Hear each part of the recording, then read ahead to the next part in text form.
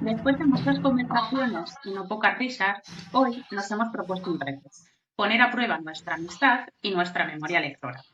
Hemos preparado un book tag especial con categorías que, seguro, nos van a sacar alguna anécdota y más de una confesión. Desde ese dramón que no superamos hasta el libro que siempre nos preguntamos: ¿cómo es posible que la otra no haya leído? También habrá espacio para los libros que nos hemos regalado, los que nos hicieron sufrir y, por supuesto, para hablar de nuestros personajes favoritos. Así que si os apetece cotillear un poco en nuestras lecturas compartidas y descubrir algún secreto literario, quedaos con nosotras, queridas oyentas, empieza el book tag de las amigas.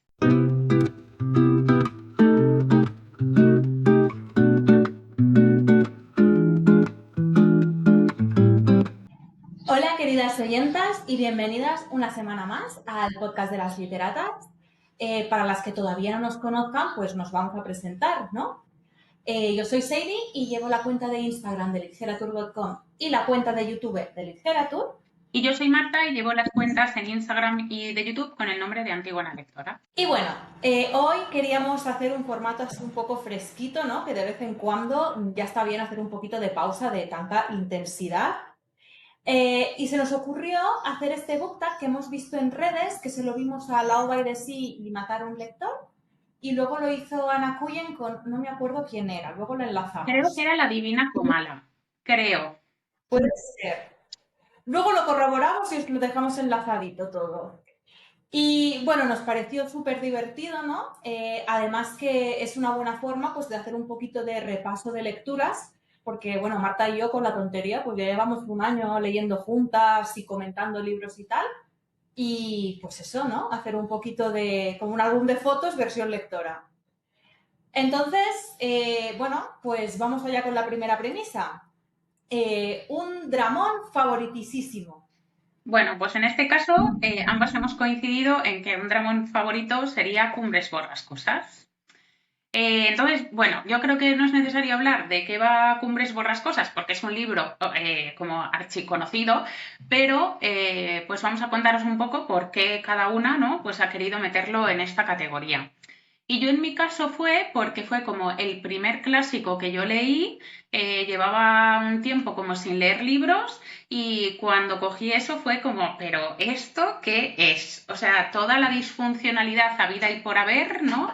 Entre, creo que era Elizabeth y Heathcliff, nunca sé cómo se pronuncia el nombre de este señor, pero, o sea, como todas sus heridas emocionales ahí abiertas, esa pasión entre el trío amoroso que conforman el otro señor con el que se acaba casando Elizabeth, creo que era Elizabeth, ¿verdad? Que se llamaba la prota. ¿Era Caroline? O Es que me Catherine, sonaba con Catherine, C. Catherine Earnshaw. Catherine, ¿verdad? Eso. Bueno, pues Catherine, disculpadme. Entonces, esto, ¿no? Como el drama que, pues ella se casa con otro señor, teniendo ese romance ahí con Heathcliff también, Heathcliff súper despechado, bueno, odiándoles al máximo, queriendo como hacerles la vida imposible, buscar una venganza, bueno, tremendo. Es que es tremendo. Y encima toda la descripción como que hacen del paisaje, de esa casa en la que se encuentran, bueno, es que no puede acompañar mejor. A mí, o sea, para mí Heathcliff es la versión decimonónica de Marlon Brando en un tranvía llamado Deseo, desgarrándose la camiseta. ¡Estela! Es que, vamos, Total. no hay señor más dramático y más, bueno, maravilloso. No hay nada más que añadir. Vale, pues la siguiente premisa sería cómo no lo has leído, ¿no? Entonces aquí cada una hemos elegido un libro para la otra que, pues, que nos sorprende que todavía no hayamos leído. Sí, yo para Marta he elegido Te di ojos y miraste las tinieblas de Irene Solá, porque, bueno, va de brujas. Además es que hace poco que descubrí que no había leído a la autora, Marta, y me quedé muerta en la bañera de, bueno, pero es que, ¿cómo es posible que con lo que a ti te gustan las brujas, con lo que a ti te gusta la literatura así como de terror y un poquito gocha, y con lo que a ti te gusta además, las autoras que juegan con el lenguaje, que mezclan lo poético con lo escatológico y lo oscuro, digo, bueno, es que marca todos los tics como de tu lista de criterios y es que o sea, me hago mistos de que todavía no te lo hayas leído. Es muy fuerte. Sí, muy fuerte. Yo también flipo porque cada vez que os oigo hablar de Irene Sola es como, pero ¿por qué no la ha leído todavía esta señora? Pero bueno, ahí está. Intentaré leerla, por lo menos a final, o sea, antes de que acabe este 2025. No prometo nada, pero lo intentaré. Y yo, bueno, pues para Seidi he elegido, esto no es sorpresa para nadie, un libro de Carmen Martín Gaite, que es Entre visillos, que es como uno de mis libros favoritos de la autora y también, o sea, sé que no la he leído y es como, necesito que la lea porque es que Carmen era maravillosa y además hay muchas cosas que yo creo que a ella le gustarían, ¿no? Porque visibiliza mucho como la situación de la mujer en la primera mitad del siglo XX, ¿no? Todo el tema de la sociedad, cómo influye, cómo las recluían, la búsqueda como del interlocutor, que en este libro pues no es tan llamativo como en otros de Carmen, pero sí como que hay determinados momentos en los que se puede atisbar un poco esto, ¿no? Entonces yo creo bueno, pues que te gustaría mucho. Sí, o sea, yo tampoco entiendo cómo todavía no he leído a Carmen y además es que cada mes me pasa lo mismo, ¿no? Quiero unirme al reto de Marta, busco el libro en el biblio, me bajo el libro de biblio, lo meto en el cobo, me pilla el toro, no me da tiempo, veo la reseña, me cago en Dios y vuelta a empezar. Entonces, es que, bueno, lo confieso, soy bastante desorganizada, pero aparte llevo un año, estos últimos meses, como un poco altibajos en el trabajo y tal, y que no llego a nada, chicas. Entonces, bueno, ahí tengo pendientísima Carmen, tengo pendientísimo Entre visillos, tengo pendientísimo El cuarto de atrás, que, jolín, es el libro a partir del cual llamamos a nuestro club de lectura y ahí sí que pueden caducándome en el cobo de los préstamos de Biblia que los tengo que ir renovando, en fin, muy mal. Bueno, habrá tiempo. Yo creo que cuando la descubras, entonces igual te entra ahí la fiebre voraz. No, no, eso de cuando haces pop ya no hay stop, me va a Total. pasar eso por Carmen. Vale, la siguiente premisa es el libro de la discordia. Y este nos ha costado un poquito porque, bueno, no sé si alguien se ha coscado, pero Marta y yo tenemos un gusto muy parecido. Entonces, no hay muchos libros en los que hayamos estado en desacuerdo, pero sí que es verdad que hubo uno que leímos justamente en el club de lectura en el que no acabamos de verlo igual. Y es Desde los zulos de Dalia de la Cerda. Sí, o sea, yo fue un libro que hubo cosas que me gustaron, como todo el tema de como reapropiarnos de la escritura, ¿no? Como de escribir independientemente de las condiciones que tú tengas, porque muchas veces, o sea, como romper esa idea romántica de que se necesitan determinados privilegios para contar nuestra historia, ¿no? Y esto me gustó también mucho pues el lenguaje que ella utiliza porque es muy cruda, no, o sea, habla como desde la rabia, ¿no? Un poco, y esto es algo difícil normalmente de ver en determinadas escritoras, como que siempre son como muy moderadas. Me gustó que intentara acercar como el ensayo desde un lugar menos académico, ¿no? Que esto es algo que a mí me fascina mucho. Y todo el tema que habla, ¿no? Como de, bueno, pues de crítica al feminismo blanco, hegemónico, ¿no? Todo esto me fascinó. Pero llegó un momento en el que ella estaba haciendo, o sea, llevaba como todo el ensayo hablando de la importancia de cómo tener perspectiva de clase desde el feminismo, ¿no? Y haciendo crítica muchas veces a cómo el feminismo blanco no lo contempla.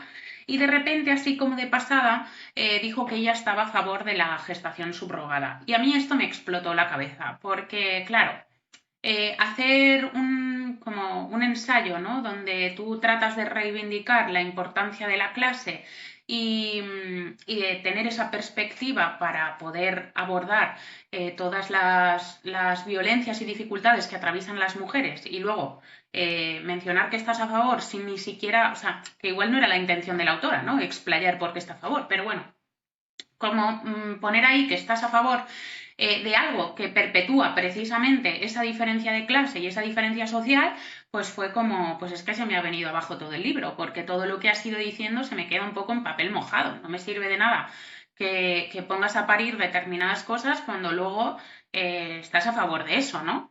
Ya no sé si la perspectiva de la autora es que está a favor de esa práctica o tal y como yo lo leí, sí, pero claro, o sea, yo puedo entender que analices, ¿no? Que lleva a las mujeres pues a vender sus vientres y obviamente ahí no tengo nada que decir porque, claro, cada circunstancia es única y personal, pero de ahí a decir que estás a favor de que eso se haga, pues no sé, como que no lo vi muy claro y pues se me atravesó, la verdad. Claro, yo cuando leí la parte esta donde Dalia dice estar a favor de la gestación subrogada, pues también me quedé un poquito con el culo torcido, ¿no? Porque, bueno, primero por lo que tú dices, ¿no? Que es como, no sé hasta qué punto alguien con perspectiva de clase real te puede defender esto. Y, bueno, también porque es un tema que a mí ya más allá del como desde el plano intelectual, saber que está mal es que para mí también es algo que me toca mucho en lo emocional. Entonces tuve una reacción un poquito visceral. Sí que es verdad que yo lo leí, o sea, en el contexto del ensayo y en el momento en el que ella lo plantea, no tanto que esté a favor, o sea, en el estar a favor de la gestación subrogada no es que esté del lado de las que compran, sino que está del lado de las que venden. En el sentido, ella durante todo el ensayo defiende mucho, ¿no? Como el hustling, el de, bueno, tú eres precaria y tienes derecho a intentar ganarte la vida y salir de la precariedad como buenamente puedas, y es tarea del gobierno y del feminismo, ¿no? Asegurarse de que todas las mujeres, en cualquiera que sea su situación económica y tal, puedan tener las herramientas y como el respaldo en cuanto a leyes y tal para salir adelante. Pero bueno, como dices tú, no se explaya mucho explicando esto. De hecho, el momento en que dice lo de la gestación subrogada es una línea, o sea, lo menciona Sí. de pasada. Entonces, claro, queda como ahí en el aire y tal. Ya te digo, fue un ensayo que hubo cosas con las que estuve súper de acuerdo, o sea, las que has comentado tú, a mí también me parecieron súper potentes. Me gustó mucho la forma que tiene ella como de expresarse, como muy llana, muy informal, que le llega a todo el mundo, que esto es algo que aprecio mucho en los ensayos, sobre todo los ensayos de carácter social, ¿no? Porque al final a veces cuando es todo desde la academia es muy de todo por el pueblo, pero sin el pueblo, y a mí me raya un poquito. Esto lo valoré mucho. Pero luego sí que es verdad pues que hay ciertas cosas que me chirriaron o que dije, bueno, no estoy del todo de acuerdo con esto. Pero a mí justamente lo que me gusta de leer ensayo pues es que me haga pensar, ¿no? Entonces, aunque no esté de acuerdo al 100% con todas las cosas que dice una persona, si me hace darle al coco, me hace cambiar mi punto de vista sobre algunas cosas o me hace como afirmarme, ¿no? En plan, como en este diálogo interno que se tiene cuando se lee ensayo, si yo siento que he aprendido algo, a mí el libro me ha cundido. Entonces, claro, yo no tengo como esa mala visión de desde los zulos porque yo realmente saqué cosas interesantes y entonces me quedo con eso. Pero entiendo perfectamente a Marta y a la cruz de Caravaca que le ha puesto porque, bueno, es un meloncito bastante gordo el que Sí, la suelta. verdad. Me gustaría como, no sé, si en algún momento veo como alguna entrevista o algo, ¿no? Donde la autora pudiera exponer esto, me ayudaría un poco más. Porque creo que sí que tiene cosas interesantes el libro, pero que luego pues a mí me cogeó. Así que bueno, pues nos ha costado, ¿eh? Pero ahí tenemos la discordia. Pues he encontrado uno, Sí. no más. Vale, pues la siguiente premisa sería libro que ambas adoramos. Y bueno, pues en este caso hemos elegido Yeguas exhaustas. Yo Yeguas exhaustas lo leí el año pasado, creo que fue de los primeros libros que leí con el club de lectura de aquí de Móstoles, si no fue el primero, el segundo, una cosa así.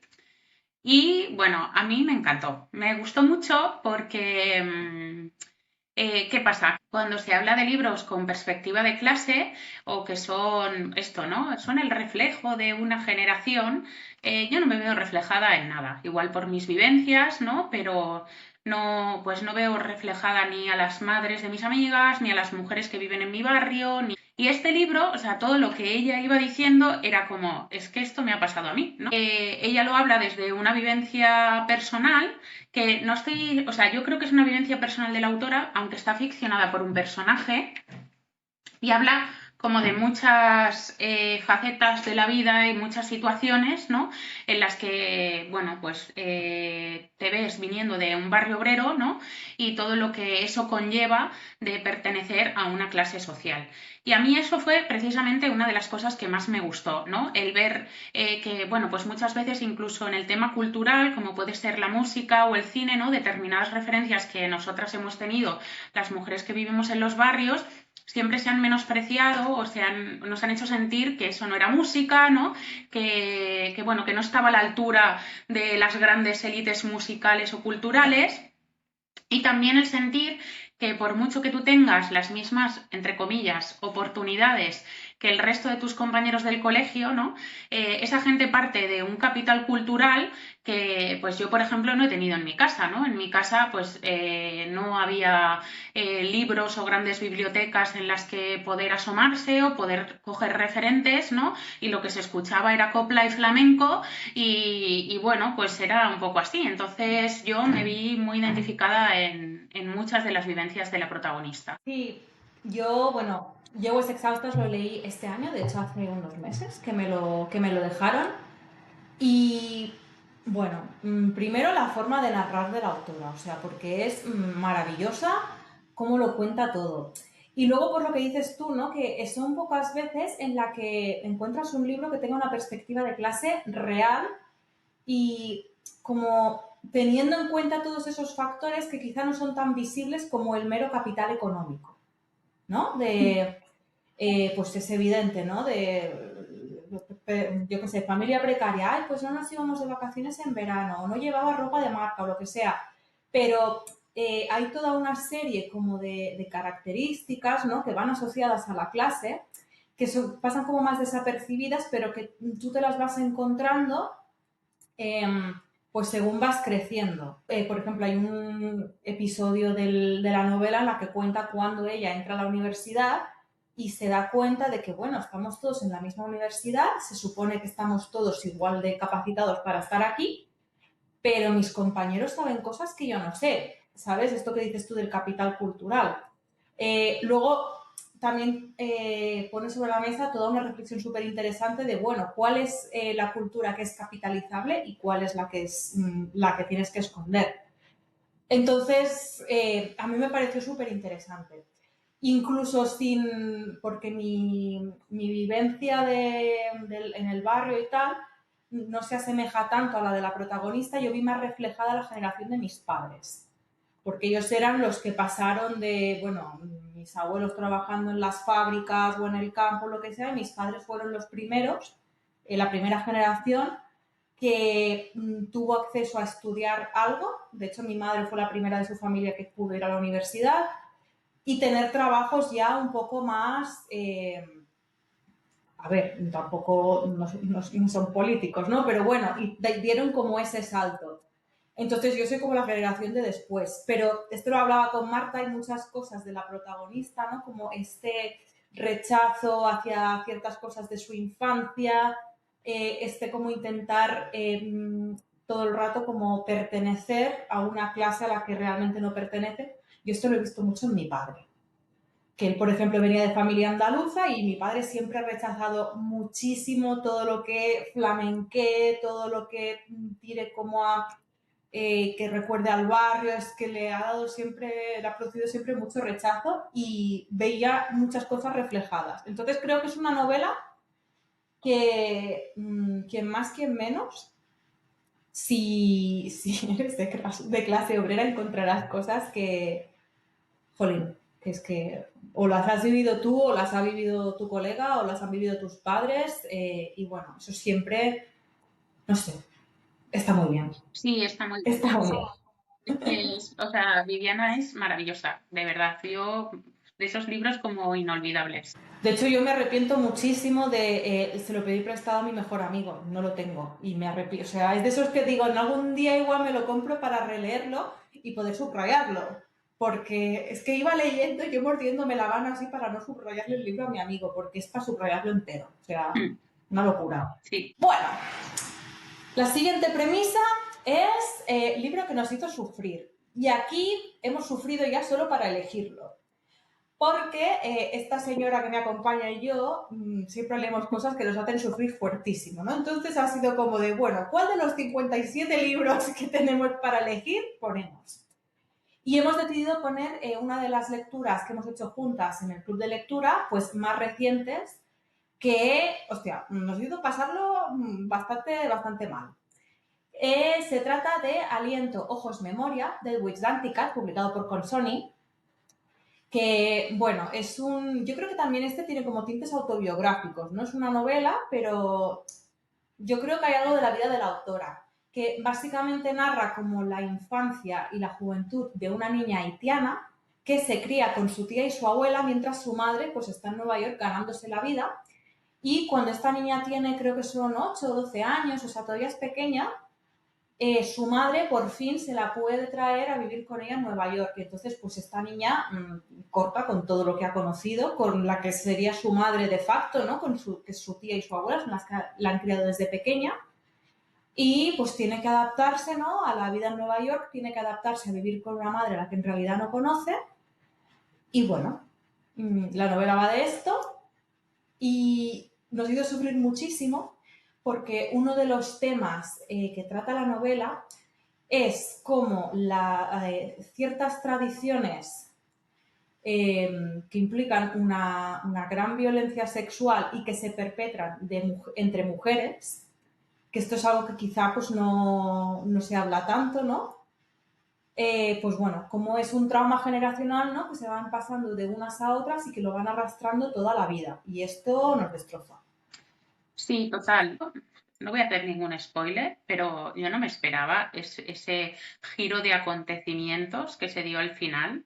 O sea, tenéis que leerlo, os va a destruir, pero durísimo. Y además también te das cuenta, ¿no? De la relación con el propio cuerpo, sobre todo también en mujeres negras, ¿no? O mujeres latinoamericanas, racializadas, que, claro, o sea, ellas viven constantemente con la imagen colonialista de la mujer blanca, ¿no? Y si a nosotras nos impacta como mujeres blancas, pues a ellas muchísimo más porque su cuerpo difiere mucho de ese modelo, ¿no? Y toda esa relación que se crea en torno también como sexualidad y cuerpo, que es como, o sea, trauma sexual y a la vez como desarrollo de una relación disfuncional con la alimentación, o sea, durísimo. Vamos, es que a mí me rompió. No esperaba que fuera como tan oscuro, esperaba como un final, bueno, un poco un happy ending, pero no se dio y es como, uff, qué dolor. Bueno, es las últimas 50 páginas, o no sé si 50, es que igual son las últimas 30, es como un guantazo en toda la cara, de esos cuando no te lo estás esperando, que te ¡bumba! Y además como una Yo mecha, o lo... sea, porque es como que lleva un ritmo como más tranquilo y de repente pa, pa, pa, pa, pa, pa, y tú es como, estoy en un ring ahora mismo de boxeo y me están dando por todas partes. Sí, o sea, es una cosa muy loca, que está bien hecho, ¿eh? O Sí, sea, sí, no es que sí, te parezca precipitado, pero es como que yo creo también, viéndolo en perspectiva, tiene sentido, ¿no? Porque toda la novela es como pausada, pero nos va mostrando a una serie de personajes que están como pendiendo de un hilo, ¿no? Como en esa sí, tensión tan frágil de cuando llevas tanto encima, ¿sabes? Y claro, cuando estás así es como una presa de agua total. a máxima presión, conteniendo, claro, en cuanto esto peta. Sí, o sea, de verdad, leedla. Además, hace algo muy bonito que a mí me recordó un poco a Ecomo, que lo leímos también las dos, de Marianne Sue, que es el mezclar todo este tema del folclore, ¿no? Y el realismo mágico. No sé, me gustó muchísimo. Sí, tiene un simbolismo muy bonito con los cuentos así del folclore que te va intercalando y tal. Eh, o sea, sufriréis, pero leedlo porque merece mucho la pena. Y Sí, además es una autora bastante desconocida en España, sí. Danticat. Y creo que, joder, habría que leerla más. Bueno, pues la siguiente premisa sería libro que nos hemos regalado.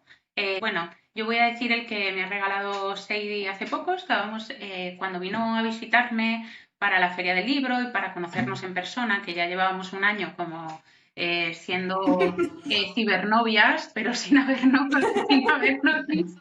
Bueno, pues vino y fuimos a una librería de segunda mano que hay en mi barrio, que es maravillosa. Toda la gente de Madrid tenéis que ir a visitar Random Books porque o sea, está en Móstoles según salís de la Renfe y vais a encontrar libros, o sea, súper nuevos, ya no solo de Estado, sino que a lo mejor se han editado hace 1 o 2 años a un precio súper económico. Y bueno, es una ruina, pero una maravilla. Y allí pues encontramos dos, además, ejemplares que nos lo llevamos las dos, y ella me regaló el de este libro de Gloria Naylor que se llama Bailey's Café, y yo realmente, o sea, no sabía ni de qué iba el libro. Yo me lo compré, o sea, le dije a Sadie que lo quería y ella me lo regaló porque yo había leído de Gloria Naylor Linden Hills y a mí me fascinó lo que hizo esa señora en esa novela, como una especie no me saldrá, ¿cómo se llama el libro de Dante? El infierno, ¿no? El infierno. Sí, el infierno de Dante, Sí, es el ¿no? infierno, vale. Sí, es el Vale. infierno, Digo, creo. bueno, Luego, si no, publicamos un desmentido claro, de, ay, perdón. sabéis qué libro me refiero. Ella como que hace una especie de, no sé cómo, ya estoy súper espesa hoy, no me va a salir ninguna palabra. Es como que coge esa idea, ¿no? De Dante y lo versiona para hablar como de racismo, ¿no? Y de todo este tema de la meritocracia, siendo una persona racializada y todo este rollo, ¿no? Y lo hace a través como de una especie de urbanización de gente rica, ¿no? Donde se van posicionando en diferentes estratos de la colina, pues aquellos que tienen como más éxito social, ¿no? Y a raíz de esto, pues va analizando, bueno, es que es una maravilla. Entonces, el libro de Bailey's Café, así por lo que he podido buscar, voy a leer así un poco la sinopsis muy rápido. O sea, es un bar que no está en ninguna parte y que lo regenta un veterano de la Segunda Guerra Mundial.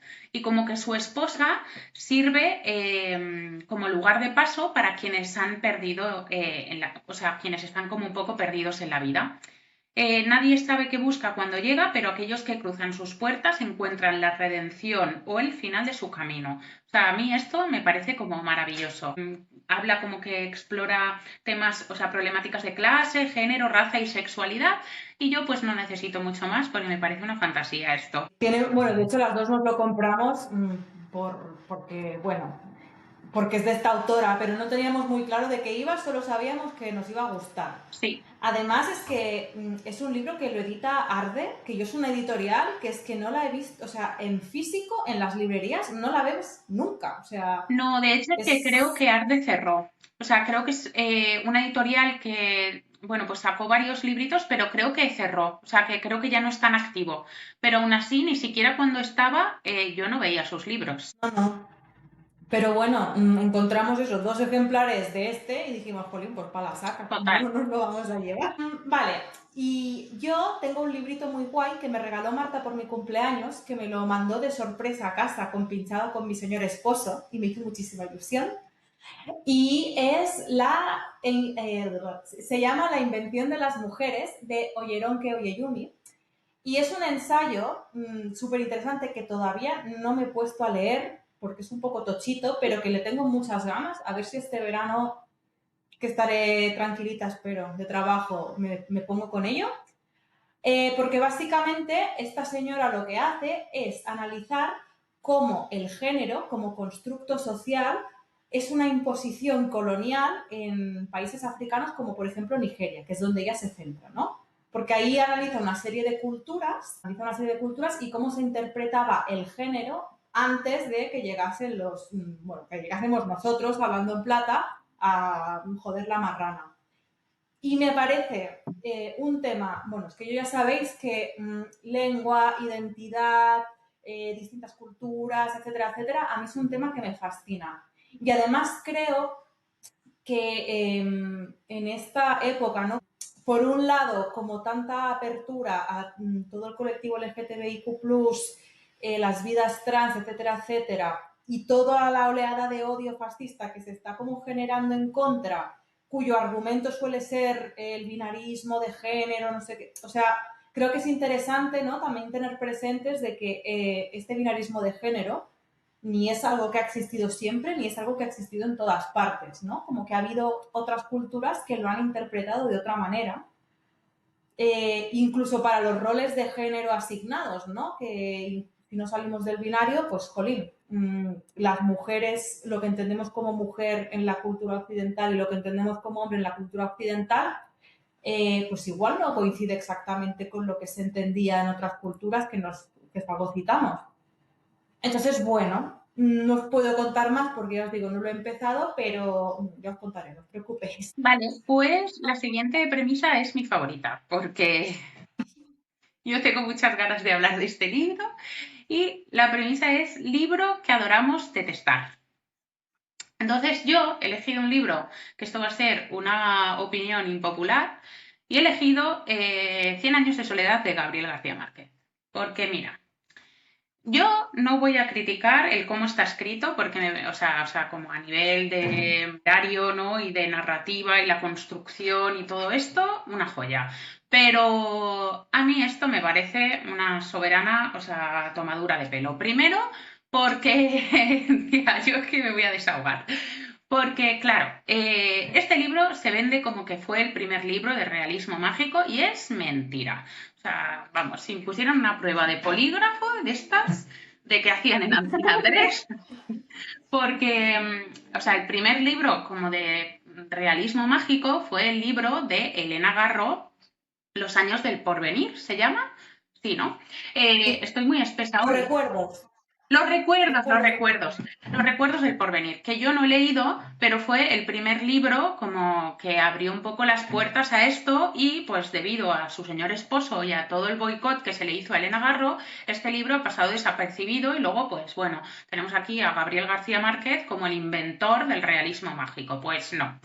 Y luego también, porque, o sea, yo este libro lo leí en su momento y me fascinó, hola, y luego lo leí hace un año, o sea, exactamente cuando estaba de baja, y fue como, ¿pero esto qué es? O sea, ese señor era un pedófilo, o por lo menos los personajes que construía, eran todos unos pedófilos, todos con relaciones con niñas, como romantizando esa basura y unas relaciones, o sea, súper turbias, unos personajes de mujer que a mí, pues no, la única que me gustaba era la mujer ahí, la que sobrevivió no sé cuántos años, no me acuerdo cómo se llamaba, pero era la única y aún así veía que era una mujer soportando a esos buen día todo el rato y mira, pues que no me gusta a mí ese libro. Le detesto y yo adoro detestarlo. Yo, tía, bueno, esto lo acabamos de hablar, es un libro que también en su momento lo leí y me gustó mucho, pero sí que es verdad que lo leí hace igual 10 años, ¿sabes? Si me lo volviese a leer ahora, no sé qué pensaría, por eso no me lo vuelvo a leer. Porque además es un escritor que a mi madre le gusta mucho, me leí de hecho su copia y digo, no quiero, hay muchas cosas guays por leer, no voy a volver aquí. Pero es que, claro, tiene cositas cuestionables. Sí, o sea, calidad narrativa 10, lo demás una mierda. O sea, por lo menos para mí, ¿eh? No quiero ofender a nadie, pero no me gusta a mí este libro. Además, tampoco podemos olvidar de que este libro, mientras este señor estaba ahí escribiendo este libro y tocándose un poquito los huevos, su mujer le estaba manteniendo Total, y estaba haciendo los platos y las coladas y todo. O sea, sí, este libro se escribió con la sangre de su señora, total. que estaba ahí sosteniendo. La Bueno, figura de genio. sí, el típico genio y su mujer detrás planchándole los gallumbos. En fin. Bueno, yo, el libro que adoro detestar, sorpresa, sorpresa, no es uno que haya escrito ningún señor. Porque yo me he puesto a pensar y como hace tiempo que no leo señores, digo, es que no sé si sacar aquí ese libro de Reverte que me leí cuando tenía 15 años, que un tremendo tostón, no sé ni cómo lo terminé. Y digo, mira, ¿sabes qué? Os voy a traer un libro que me leí el año pasado, que además, o el otro, no me acuerdo, pero bueno, reciente, que además es un libro que a todo el mundo le ha flipado y yo lo leí, lo terminé y dije, ¿esta gente de Goodreads y yo hemos leído el mismo libro o qué cojones ha pasado aquí? Porque, o sea, no entiendo el hype, os lo digo de verdad. Y bueno, se trata de Klaus y Lucas, la trilogía, ¿no?, de Klaus y Lucas, de Agatha Christoph, que lo edita, creo que es Libros del Asteroide, en España. O sea, a ver, se supone, ¿no? Se dice, se comenta que es como una alegoría de la guerra y de cómo, pues, el trauma, ¿no? Y bueno, tenía todos los ingredientes para gustarme. En plan, tiene elementos de realismo mágico, tiene cosas como, o sea, momentos como muy turbios que podría ser un cuento de Mariana Enríquez, ¿no? Por ejemplo. Eh, Y juega mucho con eso, ¿no? Pues como con el trauma, cómo el trauma luego pues puede afectar a la forma en que tú te relacionas con los demás, es decir, cómo criarte, rodeado de violencia, cómo luego eso afecta a tu desarrollo, a tus relaciones, etcétera, etcétera. Pero tía, o sea, por un lado, la alegoría no la encontré por ninguna parte. O sea, según va avanzando el libro, se va como enrevesando más y no voy a hacer spoiler, pero un poquito sí. Y al final del libro se descubre de que, como todas las movidas raras que les han pasado a nivel mental a estos dos personajes, no han sido por la guerra, sino que han sido a raíz de una cosa que pasó en su familia. O sea, entonces dices, a ver, si quieres hacer una alegoría de la guerra y luego me dices que el motivo principal por el que estos dos se han quedado tururu es otra cosa, pues chica, no sé, háztelo mirar. Y luego es un libro, tías, o sea que a 5 páginas hay un incesto o, o un acto de pedofilia y dices, no sé si es necesario, sinceramente, no sé. Yo ya te digo, es que es de esos libros que yo me lo estaba leyendo y digo, esta señora lo que quería era escandalizar a la peña, porque es que no... Como, además todo como muy gratuito, ¿sabes? Que no le ves un porqué. Y a mí eso me toca mucho la pera. Es decir, si tú quieres hacer algo como súper escandaloso, pero tiene un porqué, pienso por ejemplo en los libros de Mónica Ojeda, que hay un simbolismo, o Mariana, por ejemplo, ¿no? Que también puede ser un poco gocha, pero hay un porqué detrás, tú puedes entender la metáfora o puedes... ¿Sabes qué te quiero decir? Digo, entonces, vale, puedes tener el estómago o no para leer esto, pero entiendo qué lugar ocupa en la narrativa como esta característica, ¿no? Pero en el caso de este libro es que llegaba a un punto que ya te daba igual, ¿sabes? Que es como, bueno, igual todo el libro es como un ejemplo de cómo la violencia desensibiliza, no sé qué, no sé cuántos. No lo sé, mira, a mí no me gustó. Me lo terminé porque sí que es verdad que está escrito de una forma como muy llana y vas pasando páginas que ni te enteras. No tardé mucho en leérmelo, pero sí que es verdad que me quedé en plan de, bueno, y esto era el gran libro que, no sé, no puedo, lo siento, es que no la puedo defender.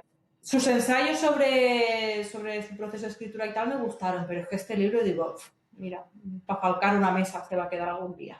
Sí, es que a veces es como, mira, es que no es necesaria la violencia por la violencia. O sea, nos gusta leer violencia, pero no para que nos generes un trauma, ¿sabes? O sea, que es que no lo veo. Vale, pues pasamos a la penúltima premisa, que sería personaje favoritísimo. Y yo he elegido aquí un personaje que se ha convertido en un favoritísimo de hace nada, porque hace muy poco he terminado, bueno, he vuelto a ferrantizarme y he terminado La vida mentirosa de los adultos y ahí aparece un personaje que es la leche. Se llama Vitoria y es la tía de nuestra protagonista Giovanna.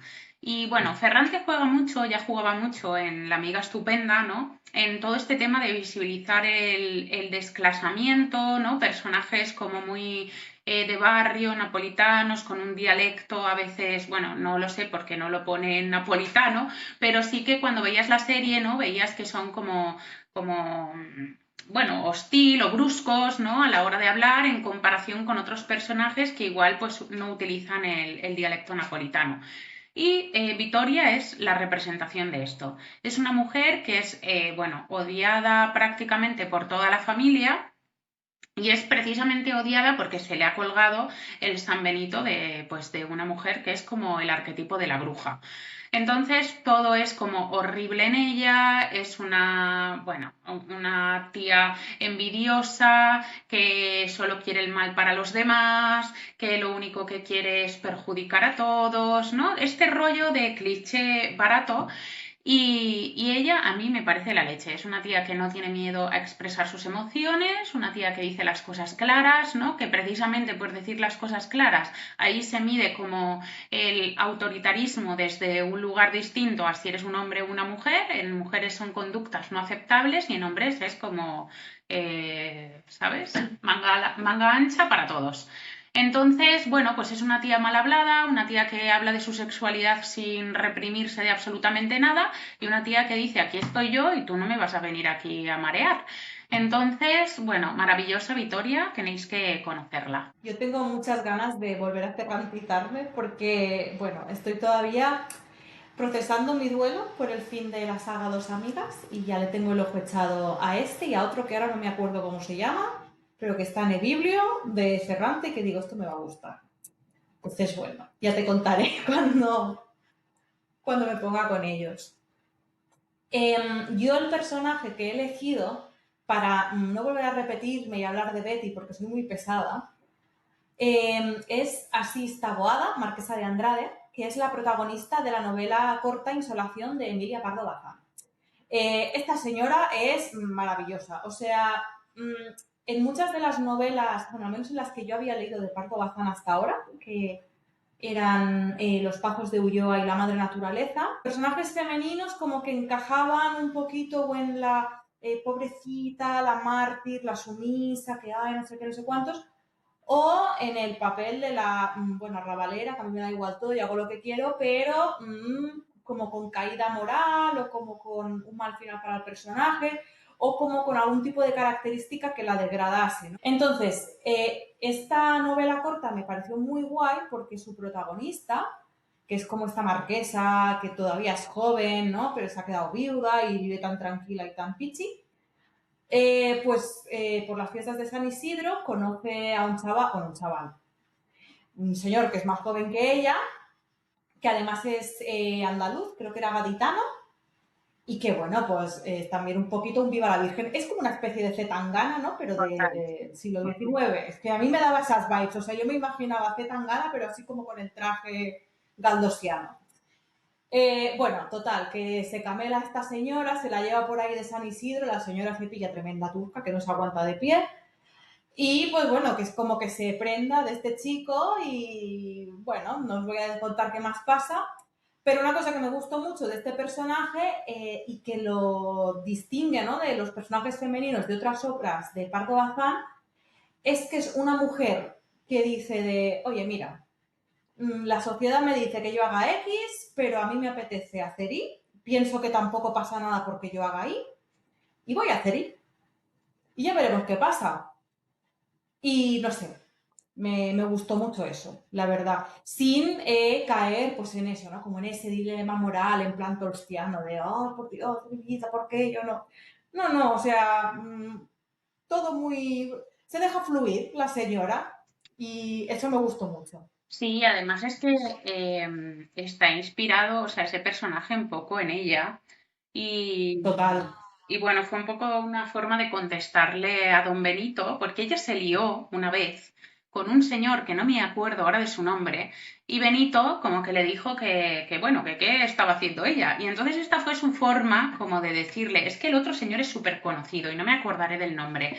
Pero bueno, fue como su forma de decirle, mira, guapo, yo hago lo que a mí me da la gana y tú aquí no me vas a opinar que si yo tengo edad o no tengo edad de hacer esto. Y entonces es un poco como esa contestación que le da a Benito Pérez Galdós a través de la novela, que yo es algo que me vuelve loca. Callando bocas, callando bocas. Total, total.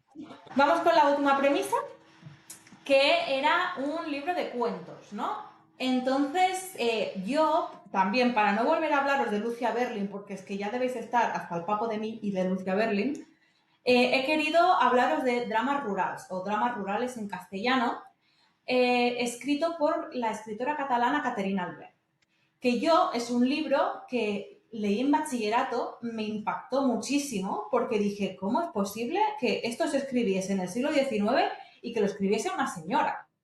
Porque tiene cuentos que están ahí rozando, o sea, como lo sobrenatural, es muy oscura, tiene cosas como escatológicas, que es casi que salvando las distancias, ¿no? Pero me recordaría a, no sé, a una Mariana Enríquez en algunas cosas.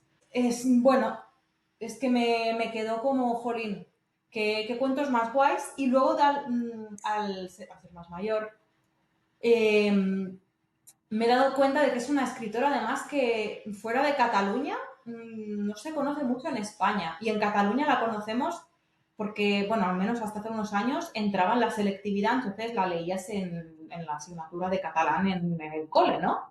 Pero en el resto de Cataluña no es muy conocida. También, esto lo comentábamos con Marta, no sabemos hasta qué punto tiene, porque tiene bastante obra, no sabemos cuánta hay traducida al castellano, pero estos cuentos están. y merecen mucho la pena. Estos están, porque yo los busqué en esto de Iberlibro, no sé qué, y aparecían. Sí, sí, estos están. Entonces, bueno, hay que leer a Catarina Albert. Vale, pues Total. yo el libro que he elegido de cuentos, por no decir como los cuentos completos de Clarice Lispector, que es con lo que estoy leyendo ahora y estoy muy pesada también con esta señora, pues he elegido un libro de cuentos, o sea, son relatos, pero que a mí me explotó la cabeza cuando los leí en su momento y se trata de la antología de relatos de María Fernanda Ampuero, Pelea de Gallos.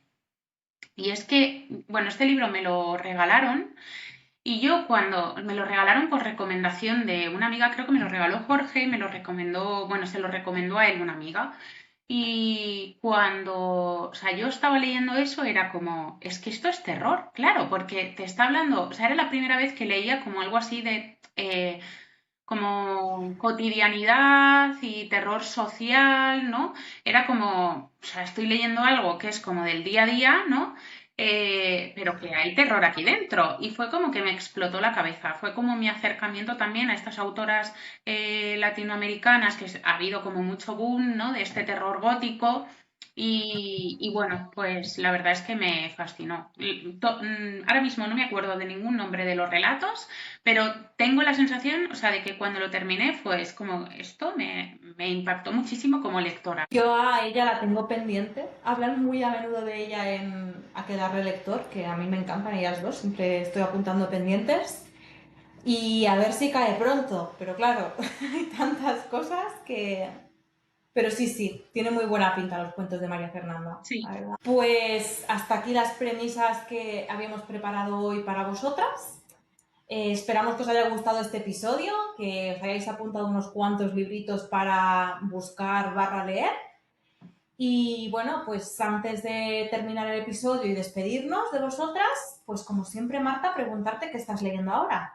yo he abandonado un libro que además nos lo recomendó Ana, la que creó este BookTag, Ay, porque es que a mí esto no me ha convencido. Se llama El Movimiento. Lo he abandonado a 30 páginas de terminar, pero ha sido como, mira, es que esto ya es demasiado para mí.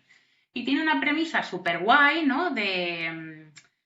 Bueno, pues, ¿cómo decirlo? Es una sociedad de mujeres, ¿no? Es como una distopía en la que las mujeres forman como una especie de institución a lo cuento de la criada, como para reeducar a los hombres con respecto a la cosificación de las mujeres, ¿no? La premisa es la hostia. Pero luego yo he tenido la sensación de que, o sea, la reeducación sí que era en momentos como incómoda, tampoco me ha parecido, o sea, sí, porque a ver, se hacían cosas muy turbias, ¿no? Como para plantearte esto en que fuera un futuro real, pero no sé cómo decirlo. Tengo la sensación de que no profundiza. Ella es una narradora en primera persona que trabaja para esta institución y nos va contando, ¿no? Bueno, pues en qué consisten, creo que son 6 fases de reeducación, en qué consiste cada fase, nos va poniendo ejemplos, pero en ningún momento, o sea, como los nombres que da muchas veces están bajo la etiqueta de sujeto número 86, por ejemplo, ¿no? O en otros sí que menciona el nombre, pero son los menos, ¿no? Entonces, como que te va contando aleatoriamente y va pasando como de recuerdos como hacia adelante, hacia atrás, no hay como una estructura lineal, que a mí esto es algo que me gusta, pero aquí he tenido la sensación de que era una premisa muy guay que se queda coja, porque no profundiza, no, bueno, no sé, no, yo no me ha gustado este libro y a pesar de que tiene cosas guays, porque hace determinadas reflexiones respecto a la belleza y la vejez que son muy interesantes, ¿no? De cómo las mujeres, pues en la sociedad actual que ellas le llaman mundo antiguo, pues tiene que ver mucho, ¿no? O sea, nosotras somos válidas hasta determinada edad y luego en el momento en que los señores consideran que nosotras dejamos de ser guapas y hermosas, pues no tenemos ningún tipo de validez, no importamos, nuestras historias tampoco. Entonces hay cosas como muy interesantes, pero a mí se me ha quedado como en agua de borrajas. bueno, de hecho, cuando Ana nos lo recomendó, nos lo advirtió de, bueno, la premisa es muy guay, pero se me ha quedado un poco superficial. O sea que al final confirmamos. Sí, sí, total. Es una pena esto, tía, cuando hay ideas tan chulas y ves que se han ejecutado, bueno, ejecutado mal o ejecutado de una manera que no nos convence, Da rabia, porque es lo que dices tú, ¿no? La premisa era como, wow, Sí, ojo, muy guay. pero qué pena, qué pena, qué ¿Y pena. tú qué estás leyendo ahora, Heidi? Pues mira, son días que no estoy leyendo mucho porque tengo muy poquito tiempo. Además, hace poquito pues que vine de verte a ti y bueno, me está poniendo al día con cosas. Entonces, básicamente estoy leyendo el librito para nuestro club de lectura. Ah, qué guay. Lo empecé bueno, lo empecé ayer, qué lento se me pasa la semana. Que bueno, es el librito en cuestión es Hambre, de Roxane Gay, que es también pues como una especie de memoria, relato autobiográfico, donde la autora cuenta pues un poco su vida, ¿no? A través de su relación con el cuerpo y con la comida. Entonces, esto es una mujer que tiene, en el momento de escribirlo, pues una...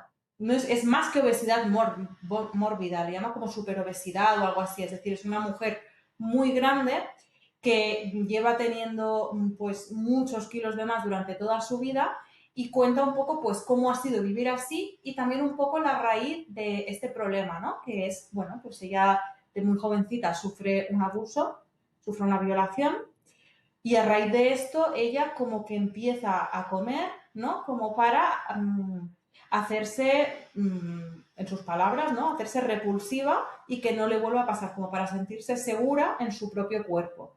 Entonces, bueno, llevo nada, o sea, igual 40 páginas, 50 o así, yo lo empecé ayer, pero es heavy. O sea, porque además toca dos temas muy potentes, creo, que es pues todo el tema de la presión estética, el vivir en un cuerpo no normativo, cómo es ese día a día y, o sea, salvando las distancias, ¿no? Porque es evidente que el caso, o sea, la corporalidad de esta mujer es un caso extremo, pero tiene muchas observaciones que yo creo que incluso chicas que estando fuera del canon somos más canónicas que ella, también nos vemos reflejadas, ¿no? Entonces, si has tenido algún tipo de trastorno alimenticio o si has tenido algún tipo de problema con tu cuerpo, que esto pues creo que somos el 99%, si no el 100% de las mujeres, leer poco a poco, porque es, sin hurgar mucho, o sea, dice cosas heavy. Y luego pues está todo el tema de la violencia sexual, ¿no? Que por donde yo voy todavía no ha ahondado mucho en el tema, no sé si se explayará mucho hablando de esto, pero bueno, hay como ese trasfondo, ¿no? Entonces también es complicado. Pero me está gustando. Y está escrito de una forma también súper accesible, como, bueno, me abro un canal y aquí estoy yo y yo cuento pues mi vida tal cual va saliendo. O sea, es muy crudo en ese sentido, pero no crudo de descarnado, sino crudo de tal cual sale. ¿Sabes? Hmm. No sé si me explico. Sí, sí, sí, sí. Y bueno, con ganas de, bueno, poner en común con todas vosotras, ¿no? Porque creo que es un libro que va a generar una conversación interesante. Sí, yo todavía no me he puesto a ver si lo empiezo en estos días, pero sí creo que va a sacar como, bueno, al final son unas memorias, ¿no? Que esto es como libros Mm, difíciles un poco a veces de hablar de ellos, porque es como, o sea, es que al final es la vida de la autora, ¿tú qué vas a decir ahí, no? Pero sí que te da como reflexiones que creo que pueden ser como muy interesantes respecto a la relación del cuerpo, con la comida, también todo ese tema que hablábamos de aliento ojos, ¿no? De cómo muchas veces sí, los traumas sexuales se relacionan también con una disfuncionalidad alimenticia. totalmente, sí, sí. Yo ya te digo, me está gustando, Qué guay. pero Despacito. me lo he empezado con tiempo por si acaso, ¿sabes? O sea, piano, piano, pero me está gustando mucho. Bueno, amigas, pues esto sería el episodio de esta semana. Esperamos que os haya gustado. Contadnos si coincidimos en, bueno, pues en algún librito que hayamos mencionado o en alguna premisa. Y nada, pues recordaros que podéis seguirnos en nuestras redes individuales, en Instagram y en YouTube. También tenéis el Instagram del podcast, de las literatas, y que nos podéis escuchar en YouTube y en Spotify y uniros a leer con nosotras algún librito, que además hemos subido hace nada los libros que vamos a estar leyendo para el segundo semestre. Y bueno, pues que nos escuchamos en el siguiente episodio y que sobre todo, sobre todo, sobre todo, leáis mujeres.